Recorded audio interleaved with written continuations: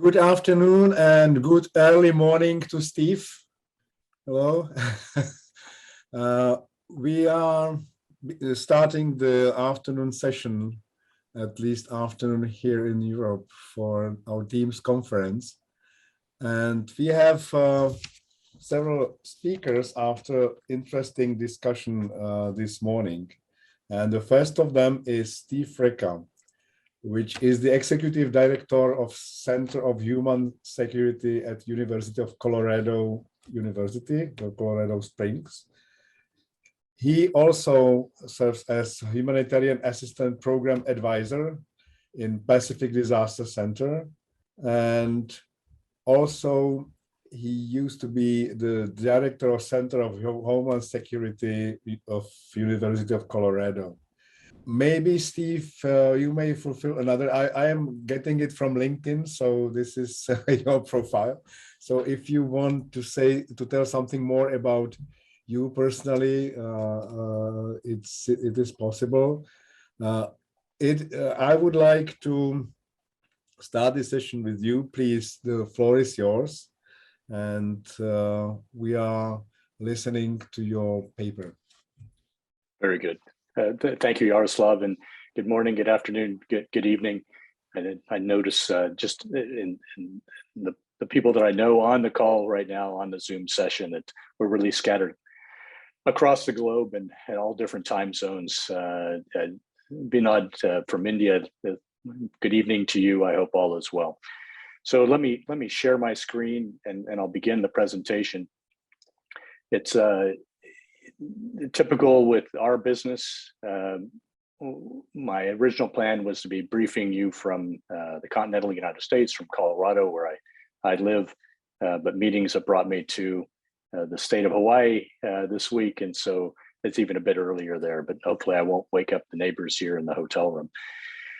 So in the 25 minutes we have, and this will go by very quickly, I think all of us appreciate that, I was asked to talk about risk and how we leverage risk in our world.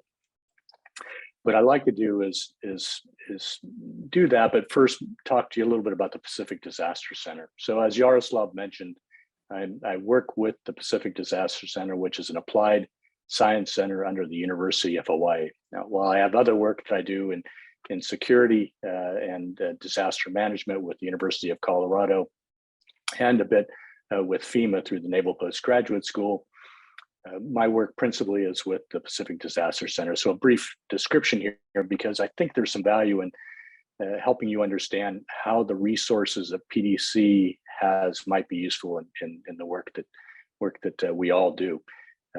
So again, I mentioned Pacific Disaster Center, part of the University of Hawaii.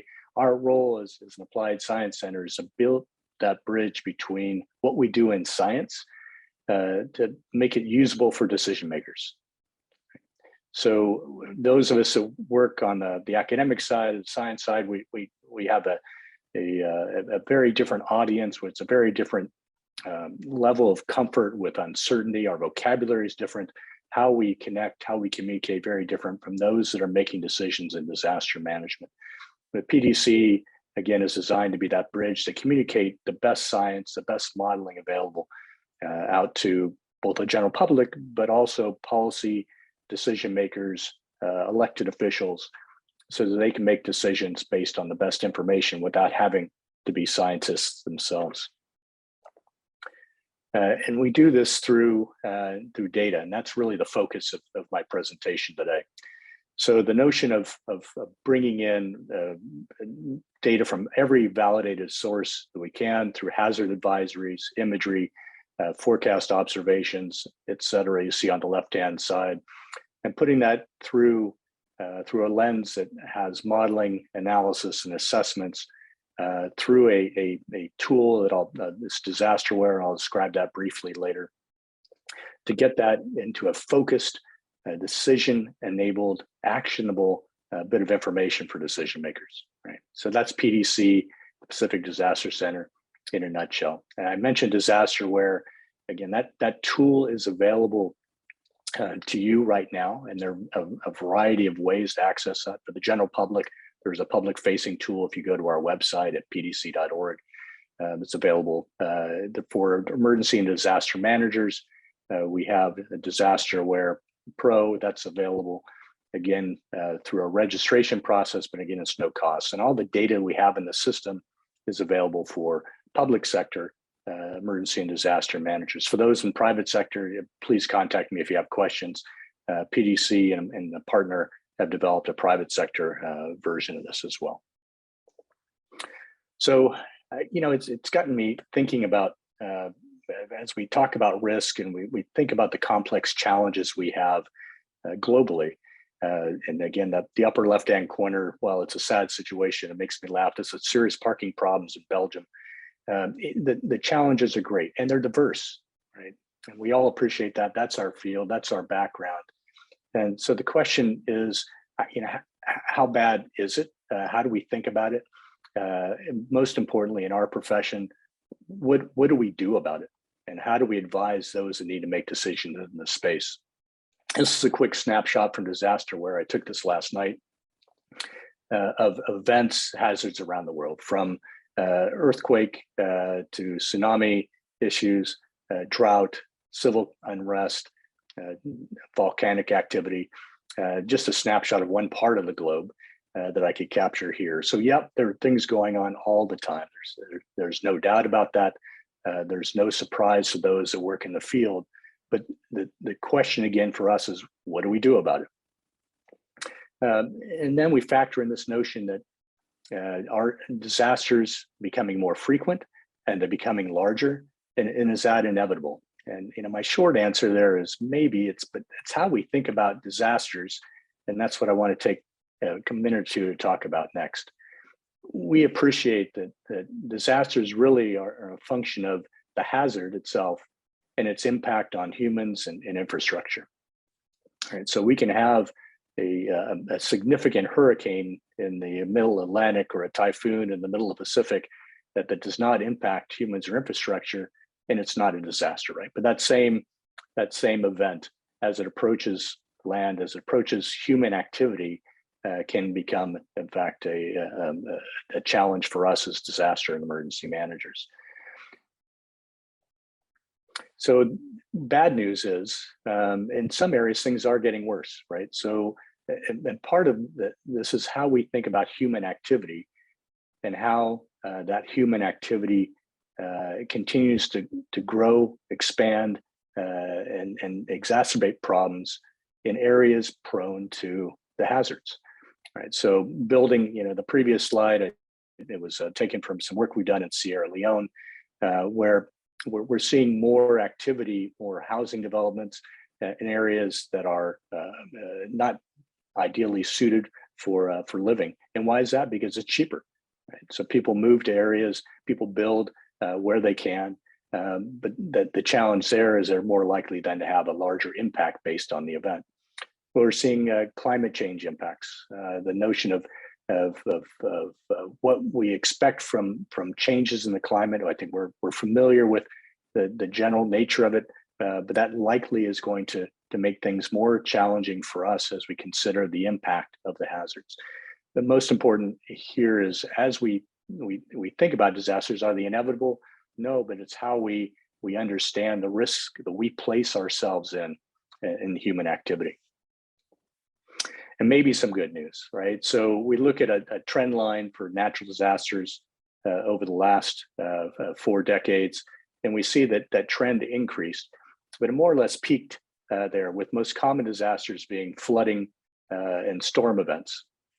But it's peaked, and it's remained relatively constant for the last decade and a half or so. We'll see if that trend continues, but really, again, as we think of disasters, the human element is the focus, not just the hazards themselves, which, again, as we think of tropical storms, the notion of tropical storms being larger because of warmer ocean temperatures, that makes sense, right? We appreciate that, but it's the human impact, again, that most of us are most concerned about. So what do we know? We expect more of the same in areas that are being hit now. South Asia, Sub-Saharan Africa, the areas I work in, the Caribbean, Central America, and the US Gulf Coast. as we think of the major flooding types of major hazard types of flooding, storms, and of course biomedical. So we know that, we know to expect that. It's no surprise to us. And then to take advantage of somebody else's language here, the known unknowns, we also know to expect a rapid onset events like volcanoes, earthquakes, Ebola, not so much a rapid onset, but something again that continues, those biomedical events that continue to catch us a little bit by surprise. The next variant of COVID, or again, biomedical event that we don't quite anticipate, right? So we know those are coming. The question then is, how do we prepare for the unknowns, those that we don't really know, haven't really planned for, haven't thought about? And my answer, short answer at 3 o'clock in the morning here in the island of Oahu, is data, and getting more and better data, and how we leverage that to understand risk. So PDC has a methodology. It's under a broad heading of the National Disaster Preparedness Baseline Assessment Program. And this is part of a multi-phased way to assess risk, but also to provide actionable risk intelligence to countries. It's done at the national level, but most important, the methodology includes work at the sub-national level. So as all of us know, disasters are local.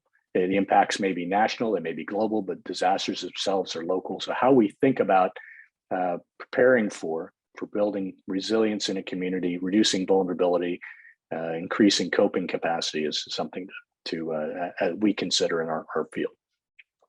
So as we think of risk and the components of risk, PDC breaks it down into a multi-hazard exposure, and then components of vulnerability, coping capacity, and the disaster management capabilities. What we're looking for is to get a multi-hazard risk understanding. So we have, depending where we are in the globe, again, I'm on the island of Oahu, which just went through a major storm event earlier this week that brought high winds, lots of rain, and therefore flooding, potential dam overflows, dam breaks. And so we look at, the multi-hazard, in this case, of flooding, wind damage, other water inundation issues. But it's important from that point then to see how that hazard impacts populations, and where, as we look at risk, how we can build resiliency into our systems. So again, our components of risk include the multi-hazard exposure, vulnerability, coping capacity, and disaster management capability. So taking a look a step further, where we go from here is looking at the subcomponents of each of these categories. And this is just pulled from the vulnerability component, but looking at some of the subcomponents in the center section here that includes population pressures, gender inequality, and down the list that you can read. So from that, then what we're looking at is understanding the indicators in each of these subcomponents, that if we can adjust the indicator, we might have a more significant impact on the subcomponent, and therefore on the larger component of risk, and therefore reducing overall multi-hazard risk. I don't have it here in the slide deck, but an example I'd like to consider is based on some work in Central America. We knew that a segment of Nicaragua was particularly vulnerable. That was clear to the Disaster Management Authority in Nicaragua. But why? The question is, how do we understand it so we can make a difference, so we can look at either national funding or third-party donors, other funding to support disaster management capability in that area. And so that the idea of getting down to an indicator level was critical. And what we found was that coping capacity in that sub-region was lacking, right? So the population did not have significant coping capacity. And then we looked further down into infrastructure issues that were causing that. And that drove us down to healthcare access, which further drove us down to the number of beds per X number of people in the population. In this case, the indicator we had was beds per 10,000 people. So if we're going to make an investment in that area, what we're looking for is that at that indicator level, how do we adjust? Do we build more beds? Is that it? Or do we build transportation networks to additional hospitals?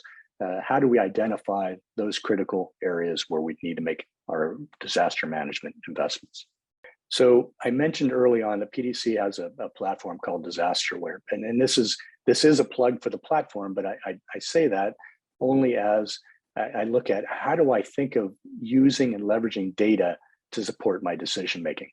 I mentioned already DisasterWare has a public-facing version, but for us in the field, DisasterWare itself, DisasterWare Pro, is available to us through a simple registration process. And again, reach out to me through my contact information to get more information there. But the idea is data, and not data for data's sake, but how we leverage that data through layering it with infrastructure information, population, demographic information, so that we can work on areas that are important to lifelines in an emergency. These are some of the features that DisasterWare has. Their ability to work through communicating among partners, setting up sit reps. It's the essence of having multiple sources of information at your fingertips, literally, to make decisions. And so, some of the features here and how we look at the data. The forecasting information, the risk and vulnerability information that I mentioned already, how we identify and place critical infrastructure. But the trick is, how do we layer these together to inform and make better decisions? Part of what we do, and as we leverage DisasterWare, is the partnership aspect. So PDC looks for the best data available, but also in those we'll have those agencies, those organizations that have an impact in the space we work in. So we work very closely with UNOCHA and the regional offices, World Food Program and the regional offices. These are two samples of reports and recent reports in the last year where we've worked closely with either World Food Program or UNOCHA to do impact reports in advance of events and then post-event as well. So on the left, you see it's a super typhoon Goni that struck the Philippines a little over a year ago. And on the right-hand side, earlier this year, the earthquake that hit Haiti. Right? So these are this use of data to build and support models that to provide an immediate snapshot. So I have a general situational awareness of what has happened, what the event has led to, and what the potential needs might be. Right? So the modeling capability here really is tremendous. And these are automated products. So again, useful for you as we work in our field. Another sample product, this is called the event brief, where again, just take a quick look here of some of the data that's available just on this one slide. The ability to understand a snapshot of where the event happened, which population has been exposed, what level, which demographics have been most exposed, and then on the right-hand side, the impact on power, communication, transportation, lifelines, and the estimated breakdown of key needs in advance of this typhoon. Right? So this is all pre-event modeling. It's a quick snapshot of what the situation is and what we might need to do to ameliorate the damage. Okay, I'm just about out of time. I see there's both the chat and Q&A. The challenges we face in disaster management, I think are clear on one level, but there's also a great deal of uncertainty because while we plan, while we prepare, it's what else haven't we done? And more importantly, perhaps in a very practical sense, is we have information available to us now.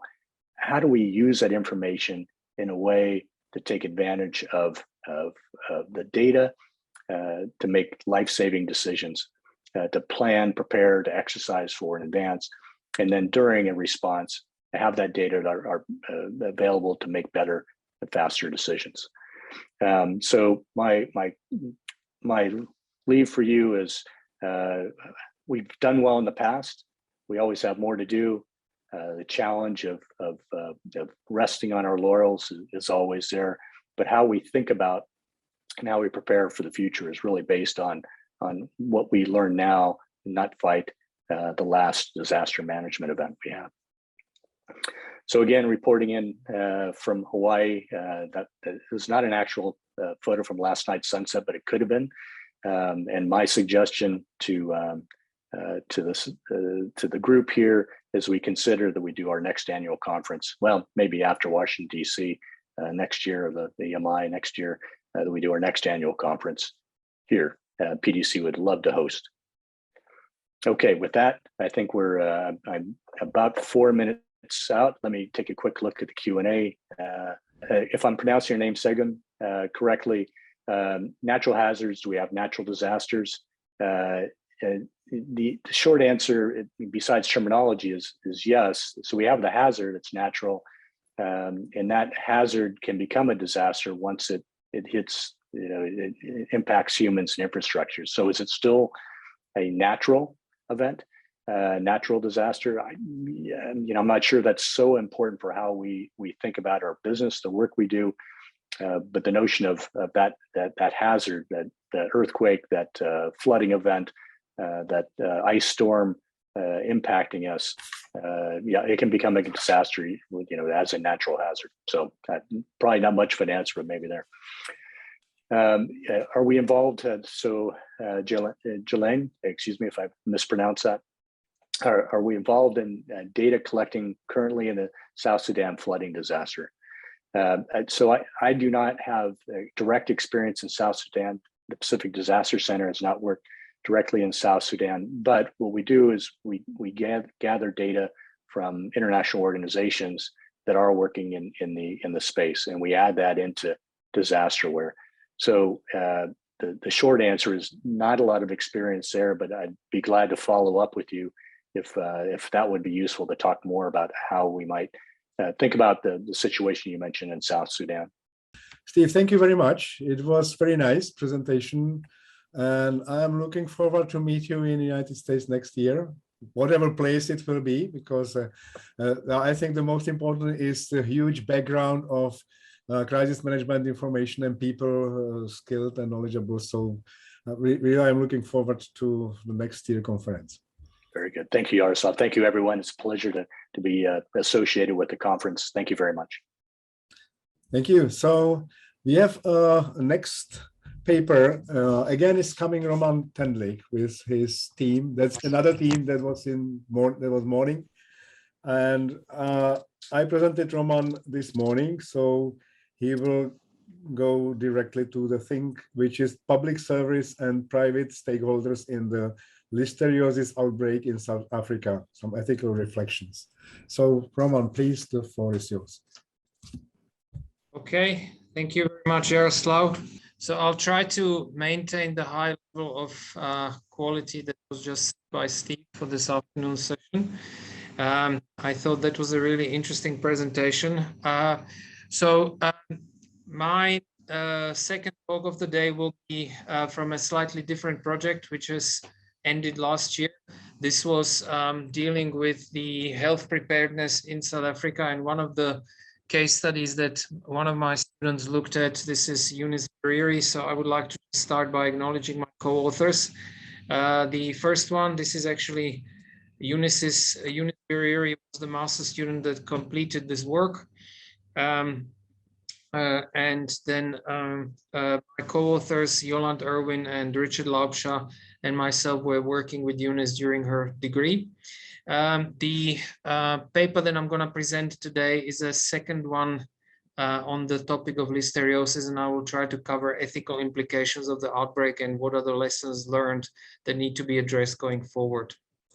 Now, I will just start by a little bit of a background, some context information about South Africa. South Africa has a complex disaster profile. Before COVID-19, there were already quite a few infectious diseases that were impacting the fabric of society. I would almost say HIV and AIDS being one of them, but also tuberculosis. These resources proved valuable in monitoring these resources prove valuable during various infectious disease outbreaks and epidemics in recent times. For example, during COVID, we managed to use the monitoring capacity to start looking at COVID relatively quickly, but there was also a lot of experience in dealing with large-scale treatment campaigns, as South Africa runs the largest treatment campaign on HIV and AIDS in the world.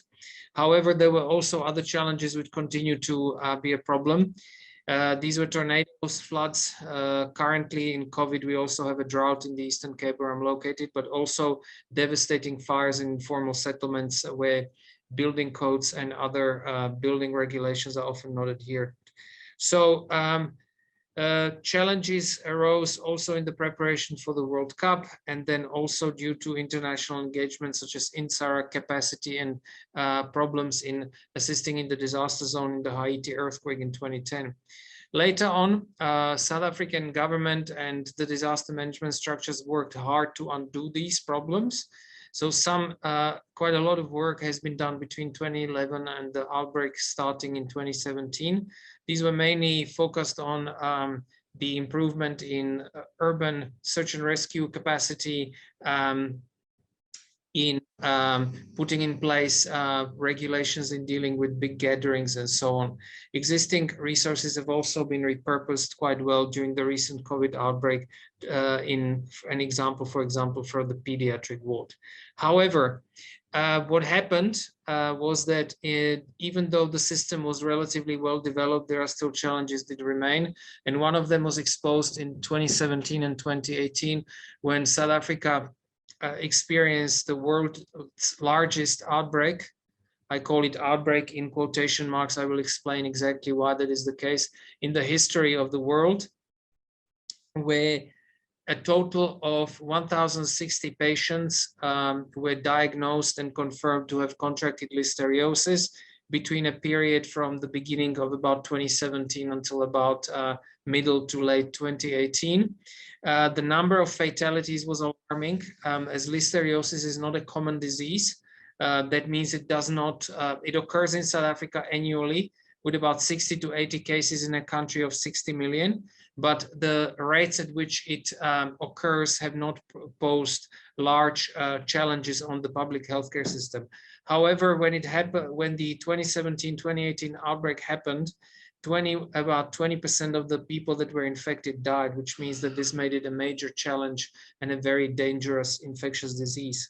Now, one of the reasons why the number of why the outbreak proved to be a challenge, and I will try to also highlight this towards the end of my presentation, that actually we consider this a disaster, was because there was a lot of similarities between the symptoms of listeriosis, which were meningitis, diarrhea, fever, and vomiting, quite specific symptoms, which are also common in other diseases.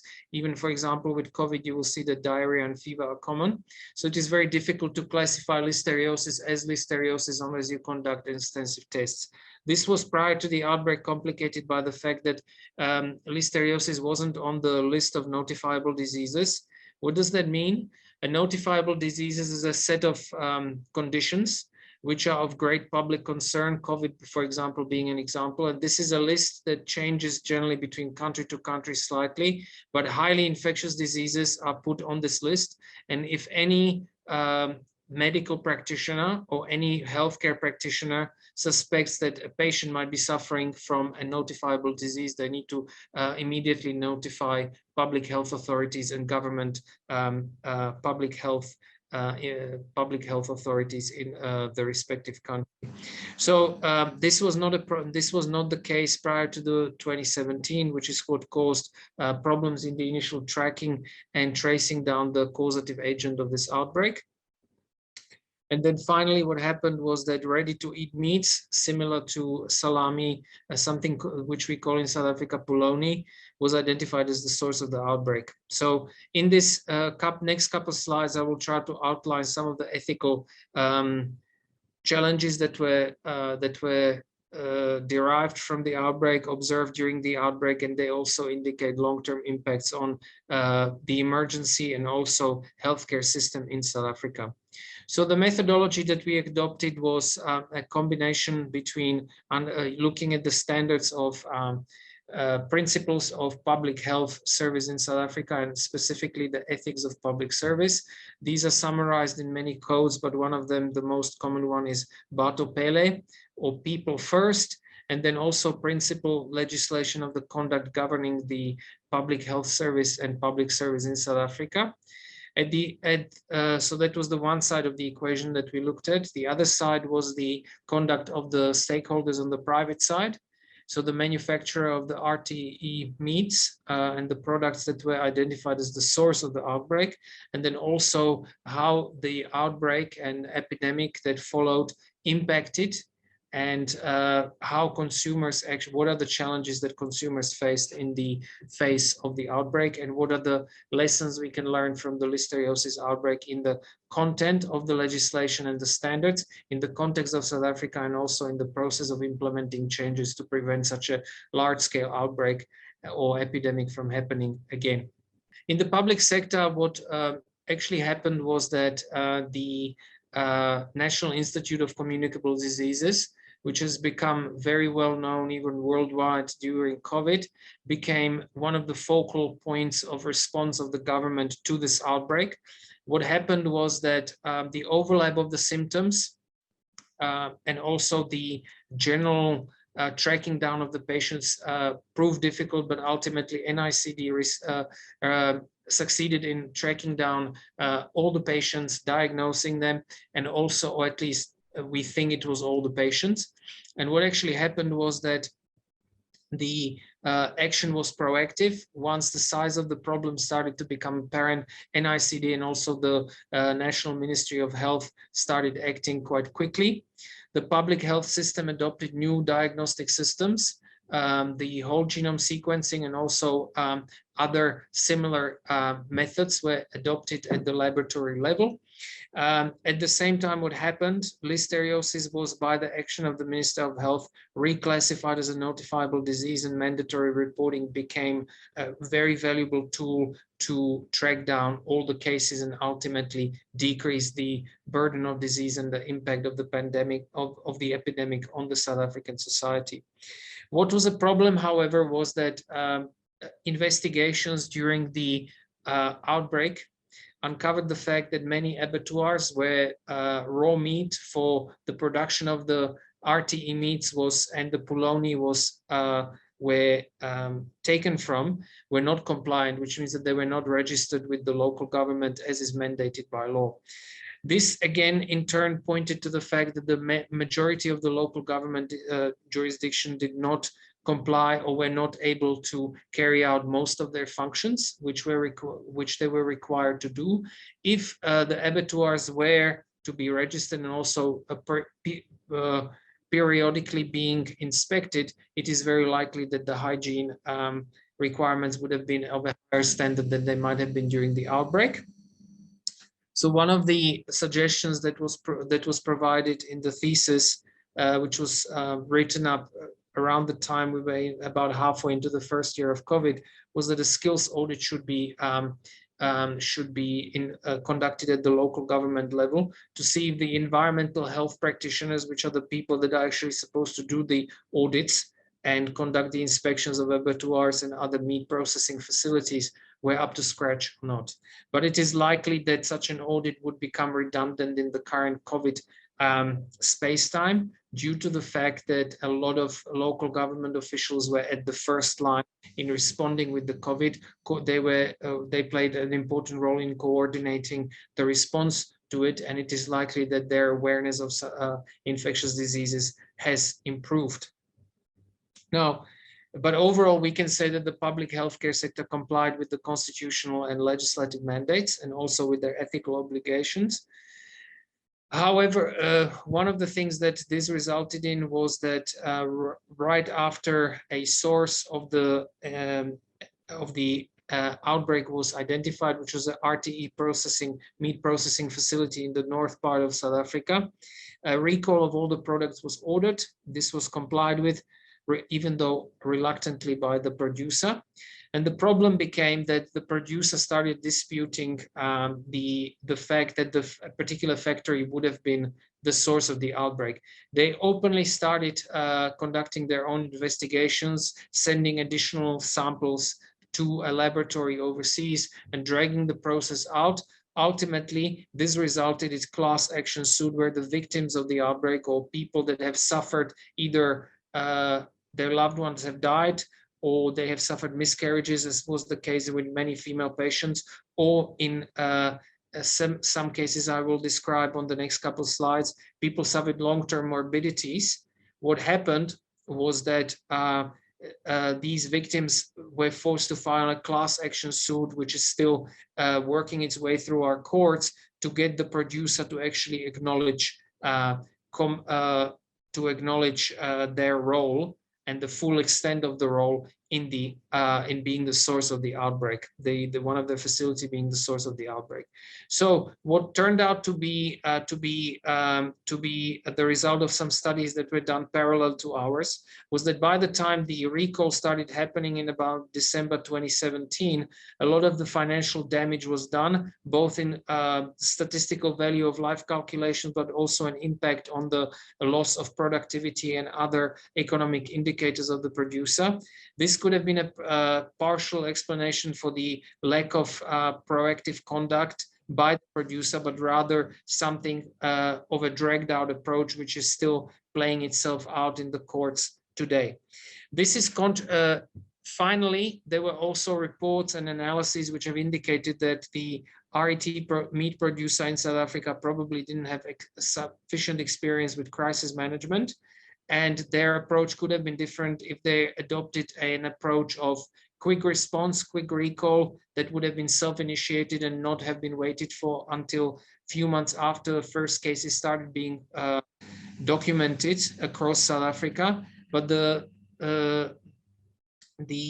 crisis management lack of experience with it were contrary to international examples like a meat producer from Canada in 2009 that faced a very similar scale outbreak, but relatively quickly, within weeks of identifying the source, they have recalled all the products, settled any class action, and their brand has rebounded.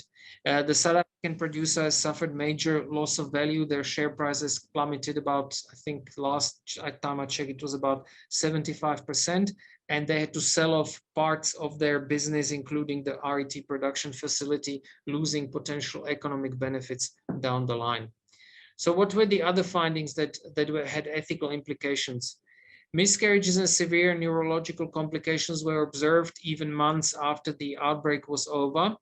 And this was all across all economic strata of society. So in a way, the listeriosis outbreak provided some hints about what could be expected when difficult to trace infectious diseases impact a large society like South Africa, which is a country of about 60 million people. From the fact that the patients and sufferers from the listeriosis were across all socioeconomic strata also points to a few commonalities between the consumption of RET meats and the source of nutrition proteins in South Africa. I will get back to this shortly. Now, the first outcome of our investigation is that it is clear that RET meats such as polony are often served across the places that are close to commuting hubs from low-income settlements. So as a result, the policies during the previous regime, which is prior to 1994, majority of the South African population, especially the ones that were Black South Africans, were marginalized to communities, which were placed in spatially isolated areas, which forced them again to commute large distances to economic hubs. That's still prevailing today in many areas. And in these under these conditions, there is often very limited sources of dietary protein that is available to the population. So that means that the RET meats or polony being available is the only affordable source of protein, but at the same time, it is the only one that before the outbreak started was available and could be consumed without cooking it. So that made it, that was a large contributing factor to a widespread consumption of this product. Second aspect that we identified was the fact that even though the polony could be consumed uncooked, it made it also very convenient for other consumers, even people that were economically a little bit better off. And thus, this indicates that any health promotions campaign about the risks from consuming uncooked RET meats need to target all strata of society, thus mitigating any risks of listeriosis outbreak in the future. So the way forward, health promotion campaigns will have to be targeted across all strata of society. Consultative platforms and fora, which would include meat producers, meat consumers, and also government officials, should be put together and focus specifically on food security and also food safety in the context of meat production and beyond, so that the further outbreak and factors that might have contributed to it, such as the availability of affordable meat proteins and dietary proteins to South African, can be resolved without compromising anyone's interest. That includes the consumers, the producers, and also government officials. And then also one thing which needs to be addressed as a matter of urgency is what we called in our full paper, etiology of historic inequalities, aka we need to undo and quickly eliminate factors that contribute to the spatial separation between people or consumers of food consumers and the sources of affordable and nutritious dietary protein. And with that, these are my references. Thank you very much for your attention. Roman, thank you very much. It was really interesting, and look for some questions if there are some. If not, I have, obviously. I believe that your work is very useful and important, and I would like to know, how is this relation of your work to government? If it is welcomed by the government, or if it's ordered by the government, or if you have to push it to the government or sell it to the government, or the people, other organization, what is in fact the delivery of the results of your research to the public? Thank you. Thank you very much. So at the local government level, we have a pretty good working relationship with the local disaster management and also healthcare officials, especially at the local government level and also at the district level. So one level up below provincial. When it comes to the national government, we have passed on some of our findings about listeriosis onto the National Institute of Communicable Diseases that happened recently, specifically researchers that were interested in our work, should I say, not NICD per se as an institution.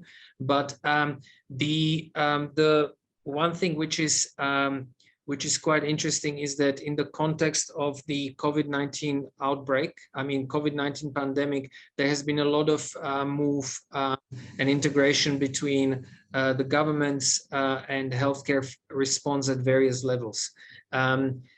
Individually speaking, there is quite a strong scientific background and scientific research capacity, which is being adopted by government quite extensively, especially during the outbreak, and also during the listeriosis epidemic. We call it an epidemic rather than an outbreak due to the wide-ranging impact on society. So to answer your question in short, at the local government level, we have a really good working relationship with the Department of Health and also with certain disaster management structures. And at the national level, the scientific community, I think, has the same with the national government. Okay, so once more, thank you very much for your nice presentation. And we're supposed to have here Joe Leitmann. As the man who has very broad CV with a lot of experience.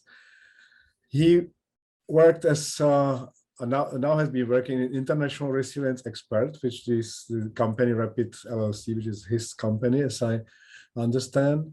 But before he worked for the World Bank with several projects as a lead disaster risk management specialist, program manager, environment and DRM coordinator, team leader, senior urban planner, etc., etc. So that many appointments, very interesting, which are very close to the subject we are now going to review. His education is City and Regional Planning College of Environment and Design. He has the PhD since 1992. Then University of California, Berkeley, Kennedy School of Government, Harvard University, and yes, at this, and then he speaks 1, 2, 3, 4, 5, 6, 7 languages, including Maori, and he has published many books and articles. He's also teaching. He is a visiting professor at Middle East Technical University and Bilkent University in Turkey. And he is also executive director of University of California Disaster Resilience Network. And he is fellow in Royal Geographic Society, working in teams, and he has dual nationality, one USA, second Austria in the European Union. So he is really a worldwide reach. So please, Joe, the floor is yours. Thank you, Yaroslav, for that comprehensive introduction. It makes me feel very old. So you're probably wondering why this topic of reimagining preparedness, response, and resilience in the post-COVID world is in this session when there was a session on COVID specifically in the conference. And that's largely because of the time differences. I'm connecting with you from Washington, D.C., and the organizers were kind enough to give me a civilized time slot. So here I am in your session. I just wanted to preface my presentation by saying that this work was done based on a consultancy with the World Bank, where we were working with the government of Turkey earlier this year to assess their preparedness and response to COVID.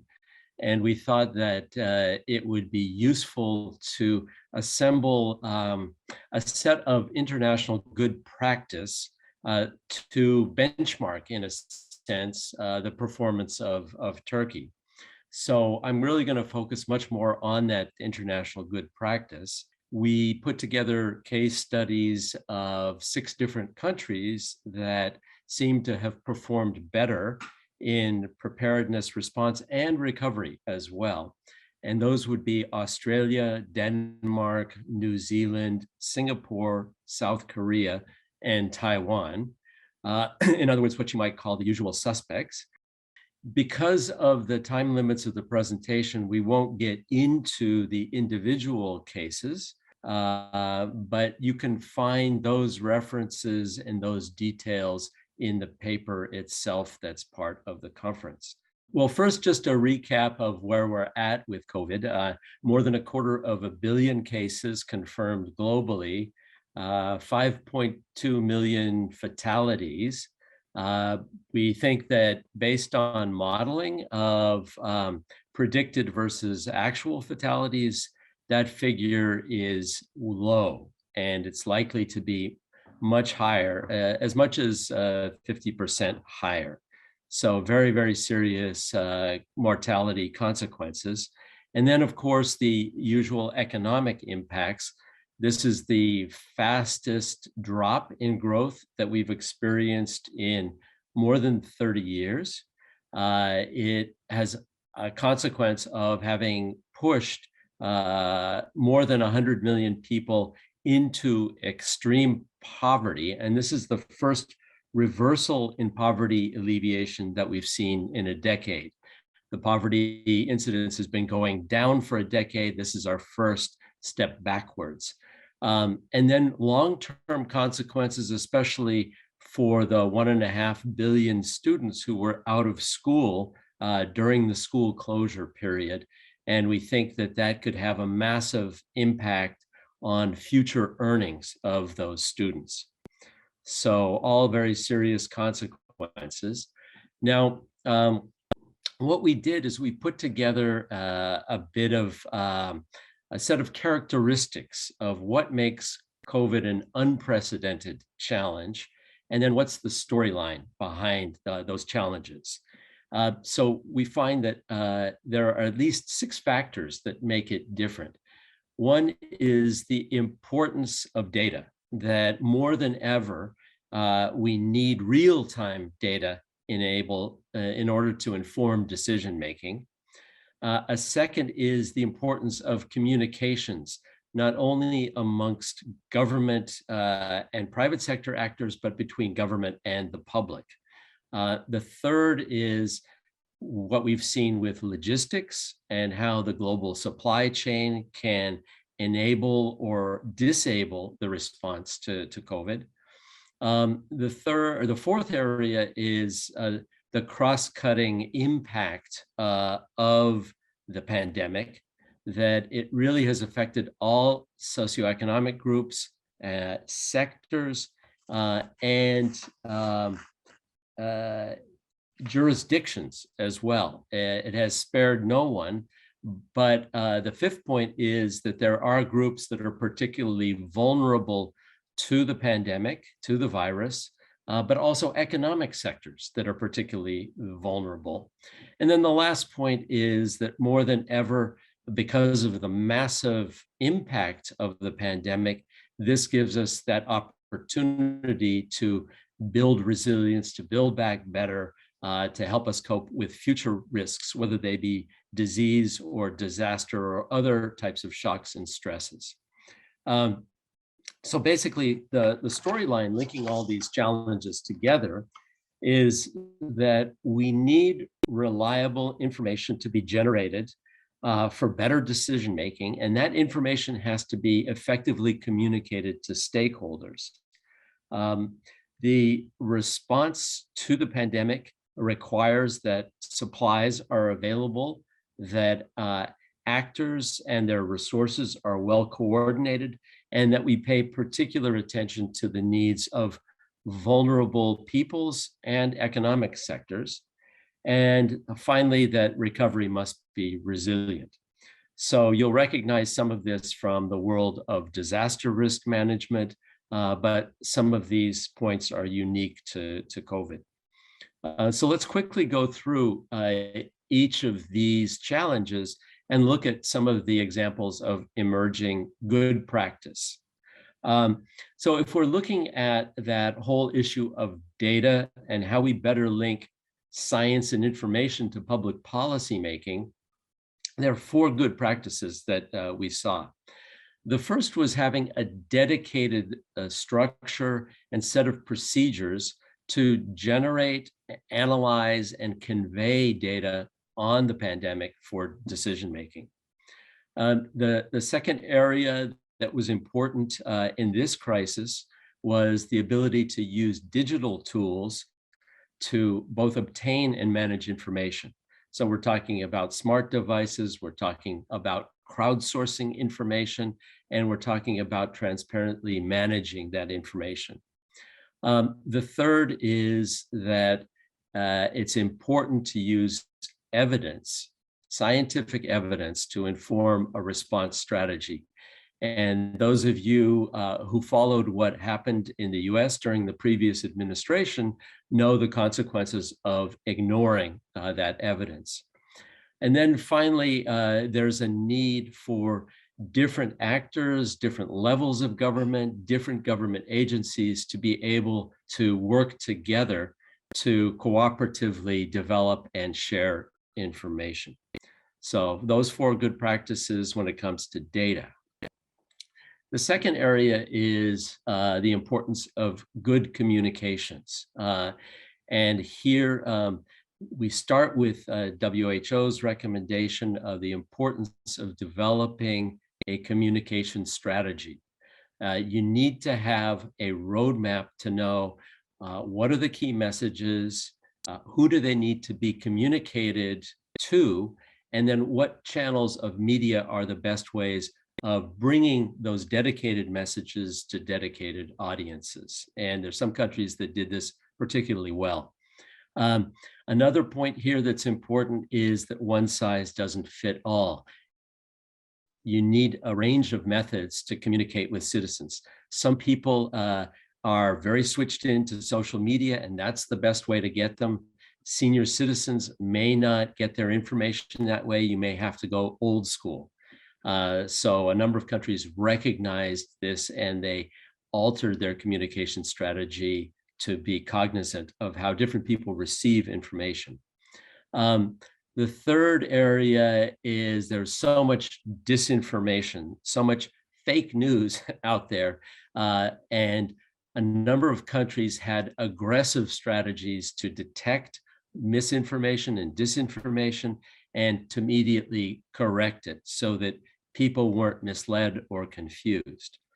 And then the last point is that informational needs will change over time, whether it's because the situation has changed, for example, new vaccines are available, or the virus itself has mutated and new approaches are needed, or we're going in and out of lockdown. But you need to adapt your strategy to reflect those changing needs.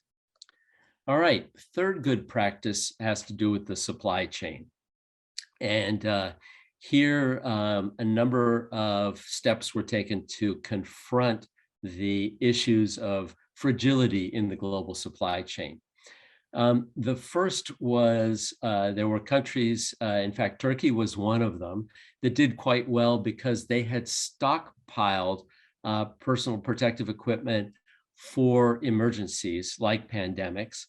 And a number of countries were able to avoid the dependence on international trade by relying on local capacity for equipment, for masks, and for other supplies. A second good practice was that some countries anticipated the availability of the vaccine, so they prepared the groundwork to accelerate the approval and procurement of vaccines even before they had actually been formulated. So they were ready to go as soon as they could get their hands on test results for some of the vaccines. And then the third prudent step that was taken by some countries was to diversify their source of supply. A number of countries that relied entirely on COVAX were disappointed about their ability to get adequate quantities and timely delivery of the vaccines. So the countries that did better were ones that cut deals with different suppliers so that they avoided delays. Okay, fourth point has to do with governance. And here, the three good practices that we detected are, first of all, the importance of having a coordinated response that really drew on the comparative strengths of central and local government. So the challenge here was to have good central capacity and resources to support more autonomous decision-making power at the local level. The second good practice was to be able to link a coordinated system with consistent, clear, and reliable sources of information. And then the final good practice was to be able to have a national and local infectious disease plans in place, but to be able to adapt them as we learn lessons both from past health emergencies. Ebola was a reference point for many African countries, and also to be able to use the real-time information and lessons learned from the ongoing response to the pandemic.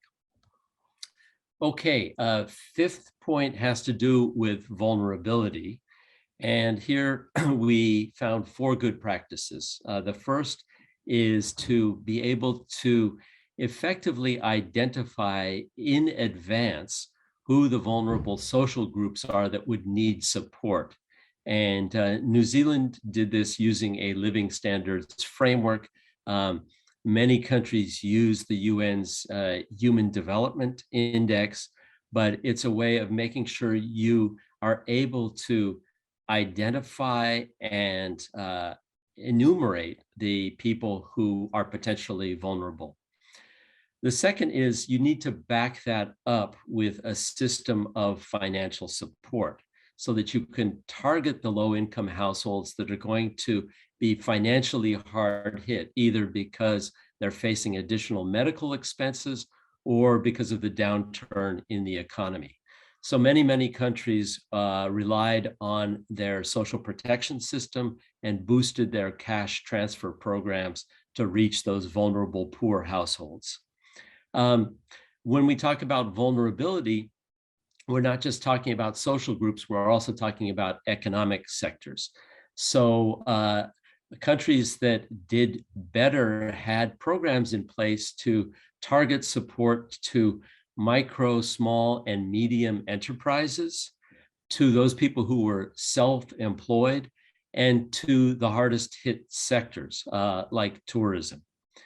And finally, there was a need to implement programs for those citizens who faced special risks. For example, senior citizens, those living in senior care facilities.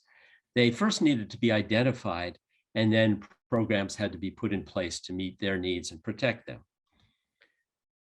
Finally, we get to recovery and some good practices that are really still emerging because many countries are just embarking on their path to recovery now. The first good practice is that there is a need for a phased recovery program. So that phasing really is, what's the immediate response? How do we put in place economic stimulus packages to counteract the economic downturn? Then you have a medium-term phase, which is to revitalize the economy and particularly the hardest hit sectors. And then a longer-term program where we get back from many countries on the path to sustainable economic growth and achievement of the Sustainable Development Goals. There's also a need for a phased approach to reopen the economy and to make that phasing and the triggers for different phases very transparent, and to do it against a very public and closely monitored timetable. The third good practice we've seen is to be able to use the recovery as an opportunity for long-term resilience and growth, the building back better. Many countries use the recovery as an opportunity to invest in, for example, resilience to climate change. And finally, it's important to assess the impact of those stimulus packages that were put in place. So that means you need to establish indicators, monitor them, and report on them over time so that the public is aware of the effectiveness or the ineffectiveness of different stimulus measures that have been put in place. So let me stop there. That's a lot to digest, and I'd be happy to answer any questions. Over to you, Jaroslav. Thank you very much, Joe. It was really comprehensive and very structured. So thank you. I like it. So let's look for some questions. Before they start coming, maybe I would have a question about you. You told about some measures or some ways how to improve the situation, especially with COVID situation, but it applies for all other crises. Do you think that I asked this question today before already, but I will ask it again. what do you see is the impact of this COVID situation and the logistics and problems with the logistics, and with the with something which we may call deglobalization? You told about the stocking of some local stocking of something, etc. So that the ideal system, which was the on-time supplies, is seems to be not to the future, not the best, not the best system for the whole world to treat the logistics. So, what do you think is the impact of COVID situation to this structure of a new processes worldwide? Yeah, I don't think it's going to completely reshape global trade. We're still going to be dealing with comparative advantages of different countries and regions to more efficiently produce and sell goods and services.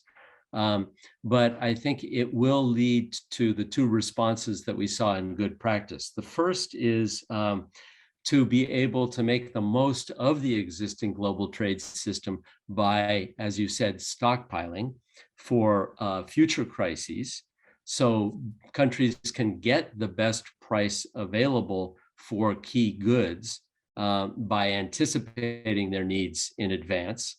But they want to certainly buy insurance. And we're seeing this not just in the COVID response, but in manufacturing in general, that people are looking to source goods and services more locally, even if that means a higher cost, because they're looking at the life cycle cost. What if there is a disruption? How will that affect my business? How will that affect my service? And it may be prudent to pay a higher price for a guaranteed source of supply than risk the disruption in the future. So I think we're going to see those two trends, not just in time anymore, having that stockpile of critical parts or inputs, and then more local or more secure procurement of goods and services for critical outputs. May I have a more general question? What do you think that helps and what hinders the implementation of those good practices in general? Well, let's start with leadership. If you have a government in power that doesn't believe the science, that doesn't trust its public agencies, that wants to pander to a certain segment of public opinion, then it's very difficult to put much of this in place. So it really starts with leadership, I think. Then I think that you need to have a government structure that believes in and is able to acquire real-time data, is able to analyze it, and then is able to communicate it to the broader public. And finally, I think that you need a system that has exhibited in the past good inter and intra-governmental coordination. So you need to have the ability for national agencies to communicate and work well together. That's more the exception than the rule. And you need that good relation between a central government that maybe sets standards and provides resources, but local governments that are able to tailor the response to local needs. So I would say it's those three factors just off the bat. Yeah, thank you. We had here morning a nice presentation about the exercising of organizations and multi-organization exercising. So that might be in combination with this, might be a good tool for improving the whole system. There is a synergy sort of. Very good and instructive and constructive presentation, Joe. I like to add one thing to this, which Norway, I live in Oslo, in Norway. We have done pretty well in handling the pandemic. Now it's back and rising again. So yesterday we had new rules and with protection, etc. But still, we have been handling it well. But also we were late in getting in on the right things. We had to learn. And even our former Prime Minister, Gro Harlem Brundtland, she was the leader of WHO, former leader, and they did a risk analysis just the fall before this and predicted something like this. No one took this seriously. But why did Norway come out of this in a pretty good way so far? Two things: high trust in authorities in the northern countries. Second thing, we have one of the largest investment funds in the world due to the oil industry, and they were able to help people and businesses in order to survive the crisis. So those things were doing very well for us in Norway. But I think you pointed out these things very clearly. Yeah, I think that's a good point. And we chose a different Scandinavian country, Denmark, as a case study, largely because of their investment in recovery being considered to be good practice. But your point about not only having a good recovery plan, but being able to finance it is critical. And so many poorer countries are now in highly indebted situations because they recognized and they responded to the need for stimulus packages, but they didn't have the resources to pay for it, so they borrowed. I think it was the right thing to do, but I now think the international community needs to step up to the plate and revisit that indebtedness and help them out to reduce it and allow them to get back to longer term growth. Okay, thank you very much. I will have to leave. I will not be at the next session. Harald will take over next session. And so I would like to thank all the speakers, all the attendees, and especially Victoria for the excellent technical support. So thank you very much, and see you tomorrow or next occasion. Thank you. Enjoy your coffee. Bye. Bye-bye. Yeah, we go into a break now, and we will be back 3:35, and I will continue. We will have a session on international certification. So see you in 20 minutes. Enjoy your tea, coffee, or water break. Thank you.